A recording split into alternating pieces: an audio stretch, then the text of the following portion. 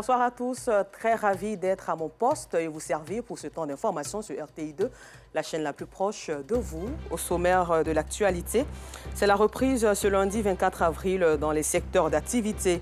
Après un long week-end, aussi après 2 semaines de congé de Pâques, les apprenants et enseignants ont repris le chemin de l'école à 7 h du matin. Et puis hors de chez nous, au Burkina Faso, une soixantaine de personnes ont été tuées par des hommes en tenue de l'armée. Encore merci de votre fidélité au temps d'information sur RTI2. Au chapitre éducation, après 2 semaines de congé, les élèves ont repris le chemin de l'école ce lundi 24 avril à 7 h. Dans certains établissements, la reprise est totale. Les élèves reviennent des congés de Pâques avec beaucoup de défis à relever pour le 3e trimestre qui est très court, tandis que dans d'autres écoles, la reprise est timide. Une occasion donc pour les directeurs d'école d'exhorter élèves et professeurs à la reprise pour relever les défis de ce 3e trimestre. À cet effet, donc, nous étions dans les établissements des communes d'Adjamé et Cocody que nous vous proposons maintenant. Après la montée du drapeau ce lundi matin au lycée moderne Djedje à Mondji-Pierre dans la commune d'Adjamé, place aux cours. Ce jour marquant la reprise est une occasion pour cet enseignant de distribuer les copies. Je sens que les élèves sont revenus en forme après un bon moment de repos, presque 1 mois. Alors, je crois que l'ensemble des élèves est là. La classe est remplie. Il n'y a pas beaucoup d'absents ce matin. J'ai bien passé mes congés. J'essaie aussi de réviser les leçons que je n'avais pas pu comprendre avec mon maître de maison et mes parents. J'ai eu 10 en mathématiques, 10 sur 20. Je me suis débrouillée pour avoir au moins la moyenne. Et je crois qu'à la prochaine évaluation, je vais m'améliorer, avoir au moins 17 ou 18. Dans cet établissement, personnel administratif, enseignants et élèves sont au four et au moulin pour relever les défis liés au 3e trimestre. J'ai trouvé que son message était très captivant et c'était vraiment vrai ce qu'il a dit. Donc pour qu'on puisse réussir, il faudrait qu'on se mette au travail parce que c'est que le travail qui paie. Une occasion pour le proviseur et son équipe de sensibiliser les élèves à redoubler d'efforts pour réussir les examens de fin d'année. Les congés sont finis et d'ailleurs ils ont fait pratiquement 3 semaines. Donc l'heure n'est plus à l'amusement, mais à la concentration, à l'effort de se mettre résolument au travail pour réussir non seulement le 3e trimestre, mais également les examens à grand tirage. La reprise des classes n'est pas effective dans tous les établissements. Au groupe scolaire Tano Namonko, aux 2 plateaux dans la commune de Cocody, elle est plutôt timide. Des élèves attendent patiemment leurs professeurs absents. Dans certaines classes presque vides, les enseignants présents font des révisions pour préserver les acquis du trimestre précédent. Pour ceux qui sont là en tout cas, ils sont contents d'être là. Mais du coup, un peu timide, quoi, parce qu'il y a beaucoup d'absents.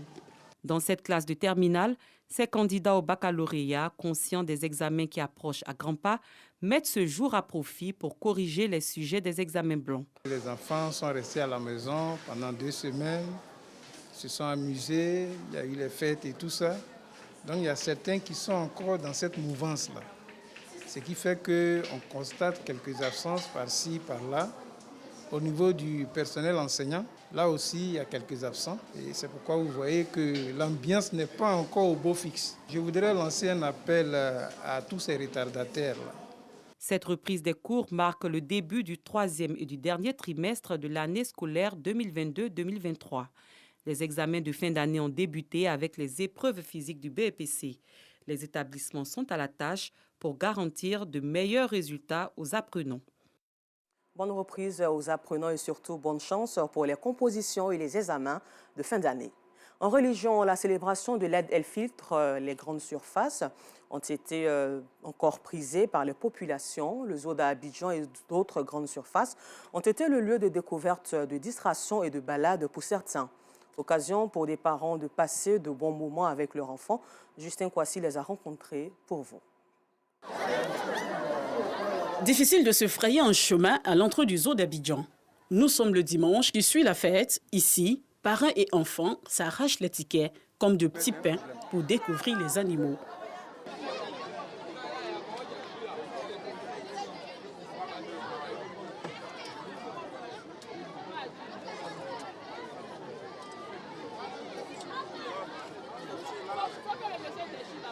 Au nombre des visiteurs, Sanata accompagnée de ses sœurs cadettes. On est venu ici parce que mes petits sœurs ont demandé. J'ai rêvé d'être ici, j'ai rêvé de voir les éléphants, les léopards, les singes.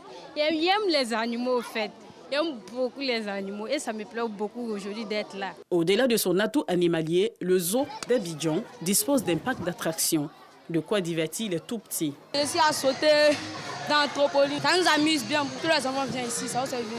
Si ce dimanche qui suit la fête est le moment privilégié pour certaines personnes de découvrir les espèces animales, d'autres préfèrent se rier dans les grandes surfaces pour des moments de découverte. C'est le cas de ce hypermarché situé à Cocody de Plateau. Les enfants sont très contents quand on sort et eux. Ils viennent s'amuser pour faire des achats aussi, des biscuits, des petits trucs là. Ils achètent pour eux. Ça me fait du plaisir. Nous sommes venus se distraire. Nous avons mangé, on s'est amusé, c'est le meilleur endroit pour ça. Le lieu très accueillant, très sympathique pour venir en famille, c'est très bien. Moi qui arrive de Paris, vraiment c'était très sympathique. Autre commune, même ambiance. Ce centre commercial de la commune de Yopougon fait la joie de ses visiteurs venus de divers horizons, au nombre desquels Fatoumata Soro. Elle est ici avec sa fille pour jouer avec d'autres enfants. On a envoyé l'enfant pour qu'elle puisse jouer. Il y a longtemps, on est resté fermé à la maison. Donc, il l'a envoyé pour qu'elle puisse jouer avec ses camarades un peu. C'est intéressant, c'est amusant. Je suis ma camarade et je suis contente. Ici, elle chie. On sort très bien. Un lieu choisi également par des parents pour partager des pots de glace avec leurs enfants. Comme eux aussi, ils adorent ça. C'est à cause de ça, à chaque fois.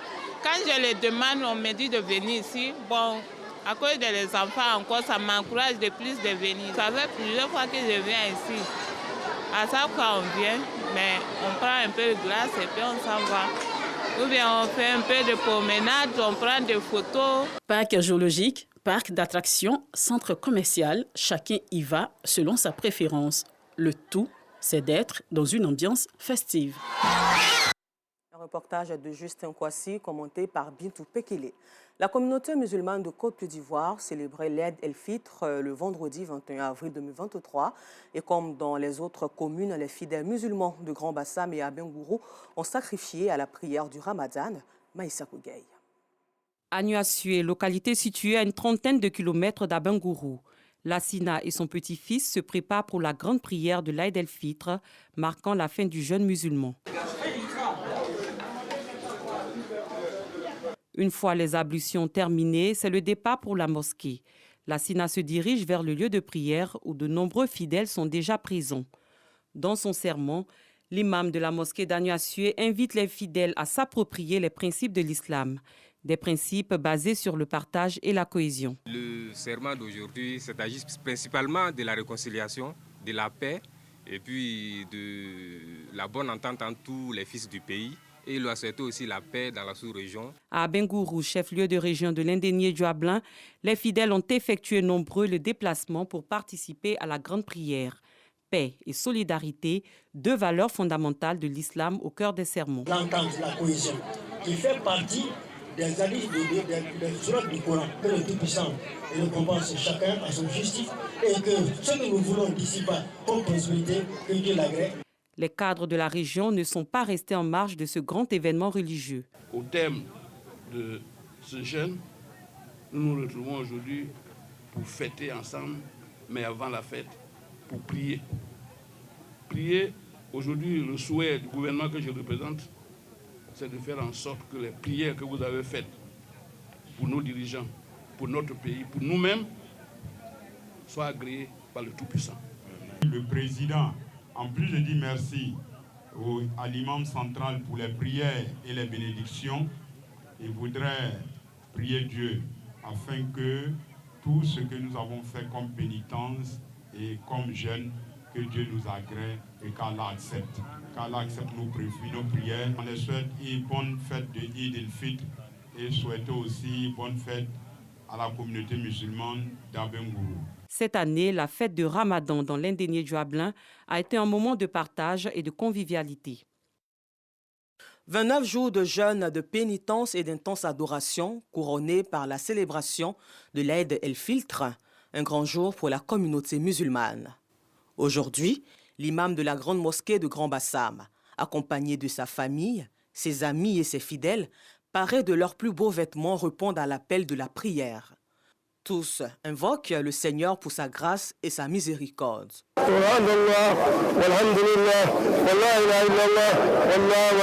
Ambiance chaleureuse, joie de se retrouver en communauté se fait remarquer. Mais avant, la phase des accolades de retrouvailles, place à la prière. Après l'accomplissement de la prière surrogatoire, le guide de la communauté invite les fidèles à l'union et au vivre ensemble. Déjà, nous sommes en prière. Le mot salam, déjà c'est la paix en islam. À cause du salam, si nous sommes dans un pays de paix, nous devrions toujours travailler dans ce sens. Tout ce que nous faisons ici-bas, c'est éphémère. Mais nous avons dit aux uns et aux autres, avant de partir, il faut laisser de bonnes traces. Des messages bien soutenus par élus et cadres de la région. On a demandé déjà pour commencer la paix en Côte d'Ivoire, parce que c'est par la paix que tout part. On a demandé aussi à Dieu de veiller sur nous tous, de nous donner la santé. Le premier message, c'est de demander à nos guides religieux de continuer, de prier, de sensibiliser nos jeunes. Le deuxième point, j'ai demandé aussi à nos guides religieux de continuer de porter le pays en prière. L'imam et sa délégation, après l'étape de la mosquée, décident de retourner dans son domicile, mais cette fois-ci en empruntant un chemin différent selon une recommandation de l'islam. Il s'avère que dans l'histoire, il y avait une dame, Oumi Djamila. Celle-là prenait des épines. Il sait que c'est par là le prophète passe. Il met des épines pour qu'à son retour, il puisse marcher sur ces épines-là. Et que ces épines-là sont des épines très empoisonnées. Donc c'est fait, l'ange Gabriel a conseillé au prophète pour éviter ces épines, en allant par ce chemin, au retour change de chemin. Et voilà pourquoi quand on va, nous aussi, à la prière, on prend un chemin, au retour on prend un deuxième. Une fois au domicile, ils partagent un petit déjeuner, moyen pour eux de raffermir les liens et de passer de bons moments dans la joie et la fraternité. Et puis à 6000 km de la Côte d'Ivoire, en France, la communauté musulmane ivoirienne de Paris s'est réunie au 17 boulevard de la Libération, 93 220 Saint-Denis, pour la célébration de l'Aïd el-Fitr ou la prière de la rupture. Elle avait à ses côtés plutôt la communauté islamique maghrébine et le ministre du Plan et du Développement, Niali Kaba. Tous ont prié et fait des bénédictions pour la paix, la stabilité et la cohésion sociale entre les fils et filles de la Côte d'Ivoire, non sans sensibiliser les uns et les autres à promouvoir les valeurs de l'islam, notamment la tolérance, la solidarité et l'amour. Pagasoro Kone de Madongi y était pour RTI2.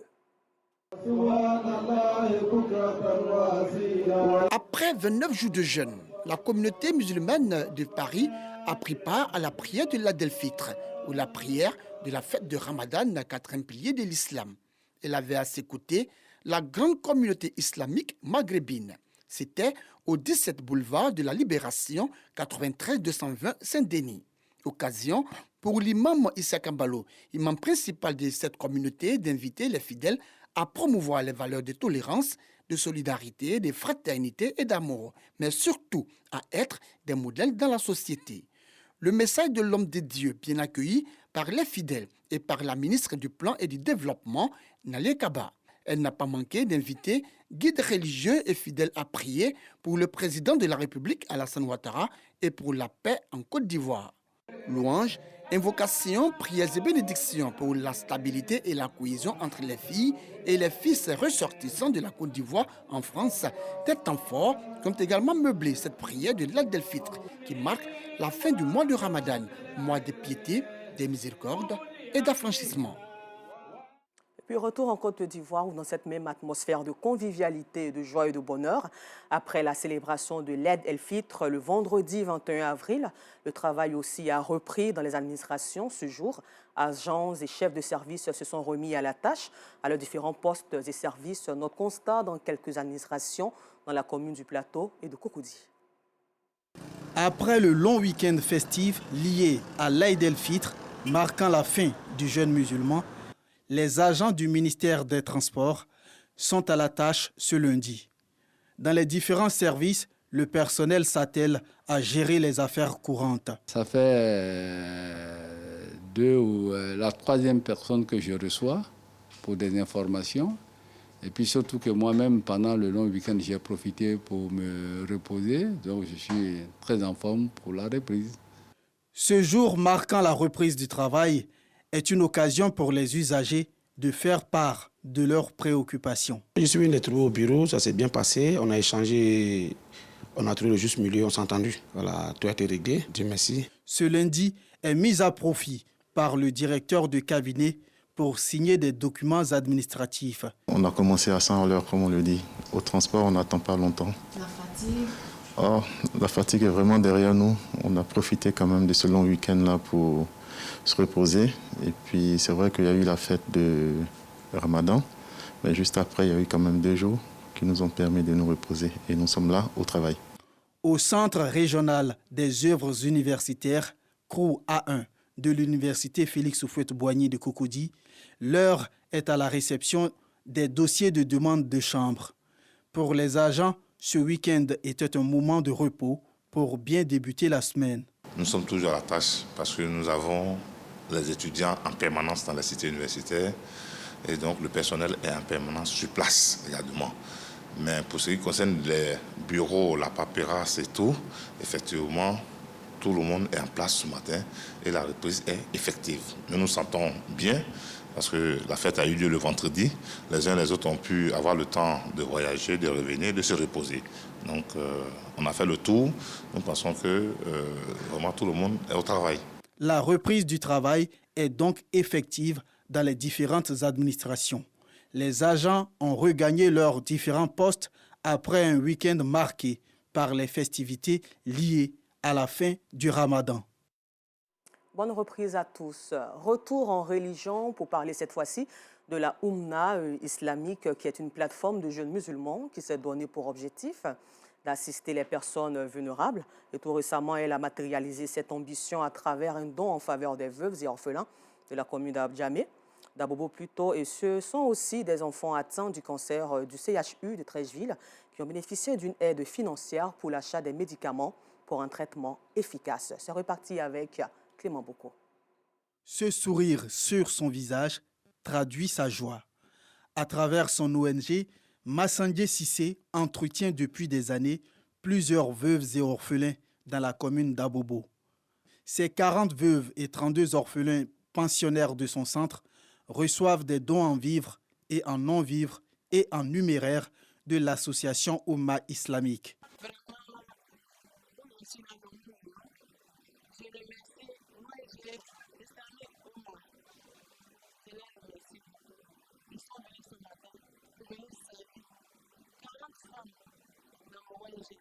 Après les veuves et orphelins d'Abobo, direction la commune de Trècheville. Ici, l'élan de solidarité de la Oumma islamique s'est manifesté au service d'oncologie pédiatrique du centre hospitalier universitaire. Le personnel soignant, aux côtés des malades atteints du cancer, n'a pas été oublié. Il a bénéficié d'une aide visant à lui faciliter le travail et à créer pour les malades un meilleur cadre de guérison. Une action saluée par la direction du CHU.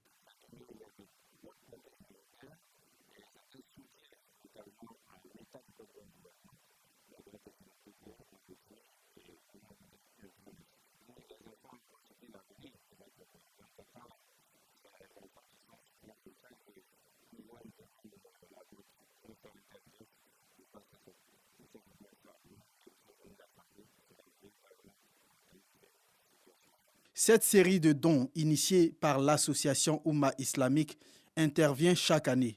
Elle a pour but de soulager les couches vulnérables.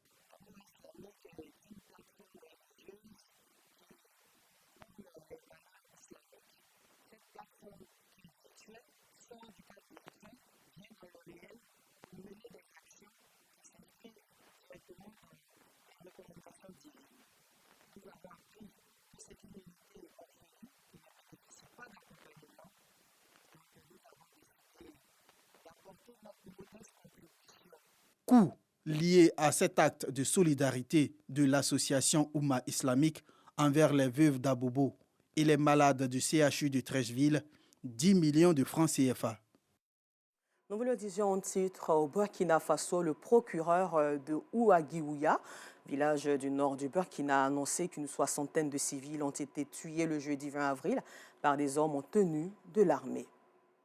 Et puis en Italie, précisément à Rome, selon l'agence de l'ONU pour les réfugiés, plus de 20 personnes sont portées disparues après 2 naufrages au large de ce pays, alors que le beau temps a incité à de nouvelles traversées périlleuses de la Méditerranée.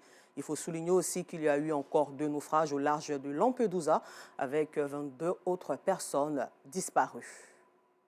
Merci à vous et bonne suite au programme sur RTI2 en compagnie de tout ce qui est bon.